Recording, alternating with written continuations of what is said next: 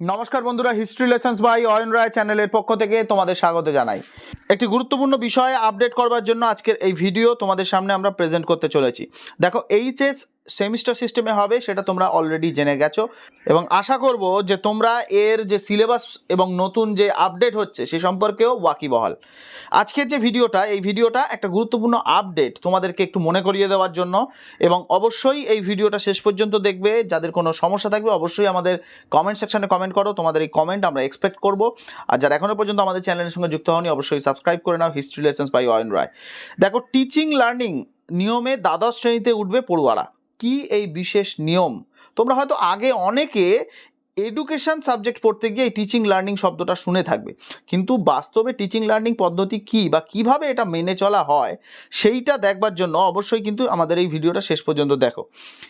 আগামী শিক্ষাবর্ষ থেকে একাদশ দ্বাদশ শ্রেণী মিলিয়ে মোট 4টি ভাগে পরীক্ষা হবে। আগেও তোমাদের বলেছি যে 1, 2, 3, 4 এই 4টি সেমিস্টারে পরীক্ষা হবে।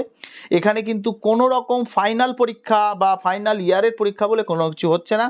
টোটাল উচ্চ মাধ্যমিকের যে সেশন, সেই উচ্চ মাধ্যমিকের 2 বছরের কোর্সটাকে 4টি ভাগে ভাগ করে পরীক্ষা দেওয়া হচ্ছে এবং সব শেষে টোটাল নাম্বারের গড় করে তোমাদের একটা রেজাল্ট প্রেজেন্ট করা হবে উচ্চ মাধ্যমিকে, অর্থাৎ ঠিক যেমনটা কলেজে হয়ে থাকে বা ইউনিভার্সিটিতে হয়ে থাকে।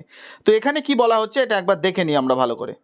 দেখো, বন্ধ হয়ে যাচ্ছে দ্বাদশ শ্রেণীর টেস্ট পরীক্ষা। তোমরা সবাই জানো স্কুলের তরফ থেকে যে টেস্ট পরীক্ষার আয়োজন হয় সেই টেস্ট পরীক্ষা কিন্তু আর তাহলে হচ্ছে না, অর্থাৎ টেস্টের যে সিস্টেম সেই সিস্টেমটা কিন্তু সম্পূর্ণ উঠে যাচ্ছে। শুরু হবে টিচিং লার্নিং। একাদশ দ্বাদশ শ্রেণীর জন্য নতুন সেমিস্টার পদ্ধতি চালু করে বদলানো হবে পরীক্ষার সময়সীমাও। প্রায় 11 বছর পরে এই এত বড় বদল ঘটছে। সংসদ এও জানিয়েছে যে আগামী শিক্ষাবর্ষ থেকে একাদশ দ্বাদশ মিলিয়ে মোট 4টি ভাগে পরীক্ষা নেওয়া হবে, অর্থাৎ 4টি সেমিস্টার মিলিয়ে চালু হচ্ছে এই টিচিং লার্নিং পদ্ধতি। উচ্চ মাধ্যমিকের নতুন সিলেবাসের যে সংক্ষিপ্ত বিবরণ সেটা একবার দেখে নে। বলেছে যে জানা গেছে যে বাংলা বিষয়ে বইতে শ্রীজাতর কবিতা পড়ানো হবে। ইতিহাস বইয়ে থাকবে আধুনিক বা পোস্ট মডার্ন যুগের পাঠ্য বিষয়। সে সম্পর্কে আমরা পরপর আপডেট নিয়ে আসবো, যখন সিলেবাস নিয়ে আলোচনা করা হবে সেগুলো তোমাদেরকে আইডেন্টিফাই করে দেবো যে কোন কোন বিষয়গুলোতে পরিবর্তন এসেছে এবং আগের বিষয়গুলো কি ছিল।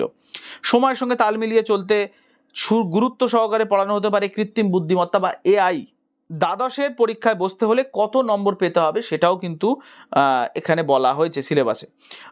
সংসদের নতুন পদ্ধতি অনুসারে দ্বাদশের সেমিস্টারে বসবার জন্য স্কুলগুলি আগে পড়ুয়ার একাদশ শ্রেণীর প্র্যাকটিক্যাল ও থিওরি পেপারের নম্বরের দিকে চোখ রাখবে। সেই পেপারে নির্ধারিত করা হবে পাস নম্বরও, অর্থাৎ একাদশ শ্রেণীতে যদি তোমরা পাস করো, ভালো নাম্বার পাও, তবেই কিন্তু তোমাদের দ্বাদশ শ্রেণীতে পাঠানো হতে পারে। এবং পাস কত নম্বরে সে সম্পর্কে কিন্তু এখনও পর্যন্ত কিছু বলা হয়নি, তবে ধরে রাখো 30 to 33% পাস হয় এবং এই নাম্বারটাই কিন্তু ধরা হতে পারে। এরপরে বলা হচ্ছে যে পরীক্ষায় বসার জন্য কত নম্বর দেওয়া হবে বা কত নম্বরের বিভাজন থাকবে। দেখো, সিলেবাস নিয়ে আমরা ইতিমধ্যে একটি ভিডিও আপলোড করেছি এবং সেখানে কিন্তু স্পষ্ট লেখা আছে যে প্র্যাকটিক্যাল পরীক্ষা যে বিষয়গুলোতে হবে না সেই বিষয়গুলোতে প্রজেক্ট হবে এবং প্রজেক্টের জন্য থাকবে 20 নম্বর, আর 2টি সেমিস্টার মিলিয়ে থাকবে 40, 40, 80 নাম্বার, মোট থাকবে 100 নাম্বার। আর যে সমস্ত বিষয় প্র্যাকটিক্যাল থাকবে, যেমন জিওগ্রাফি বা অন্যান্য সায়েন্সের বিষয়গুলো, সেই সমস্ত বিষয়গুলোতে কিন্তু লিখিত পরীক্ষা হবে, অর্থাৎ 2টি সেমিস্টারে 35, 35, 70 নম্বরের পরীক্ষা হবে এবং 30 নাম্বার থাকবে মোট প্র্যাকটিক্যাল এবং প্রজেক্ট, অর্থাৎ মোট 70 আর 30 যোগ করলে 100। মনে রাখতে হবে যে নম্বরের বিভাজনের জন্য কিন্তু এই নম্বর বিভাজন মধ্যে কিন্তু শারীরশিক্ষা, মিউজিক ও ভিজুয়াল আর্টসের অন্তর্ভুক্তি নেই, অর্থাৎ এই বিষয়গুলো কিন্তু এর মধ্যে থাকবে না। পড়ুয়াদের পঠন পাঠনের যে সময়সীমা, এখানে বলা হয়েছে একটা বিষয়, তোমরা কোর্স আওয়ার্স বলে একটা টার্ম কিন্তু তোমরা সিলেবাসে দেখে থাকবে, অর্থাৎ মোট কত সময়ের জন্য তোমাদের পড়ানো হবে। এখানে বলা হয়েছে সংসদের তরফ থেকে নির্দেশিকায় যে প্রথম সেমিস্টারে পঠন পাঠন হবে 100 ঘন্টা ধরে, দ্বিতীয় সেমিস্টারে 80 ঘন্টা পড়ানো হবে এবং রেমিডিয়াল যে টিউটোরিয়াল ক্লাস ও হোম অ্যাসাইনমেন্ট ক্লাসের জন্য বরাদ্দ থাকবে 20 ঘন্টা। আশা করি তোমরা বুঝতে পেরেছো তোমাদের মোট সিলেবাসটাকে কোন কোন ভাগে ভাগ করা হয়েছে এবং তার সিলেবাস কি এবং কিভাবে তোমাদের পরীক্ষার নম্বর বিভাজিত হবে।